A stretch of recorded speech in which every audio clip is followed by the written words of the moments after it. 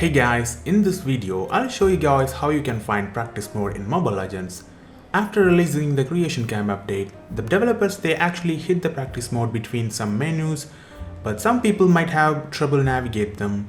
Even I had a hard time locating that at first, so let me show you how you can find that. Actually, it's not that hard. All you have to do is press right here and that will open a new page. And in this page, you can find an option for a training camp. And inside that option, you can find the practice mode. If you finish tutorial tasks such as basic, practical and Torah tutorials, you shall get some battle points and some game items as rewards. But if your objective is only to enter practice mode, then just press the enter. And you can choose any hero you want.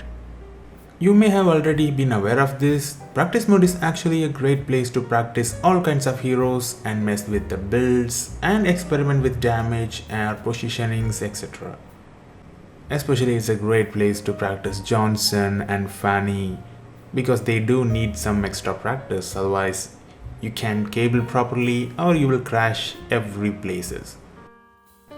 Now it's time to show you guys the ultimate experiment of 1-1.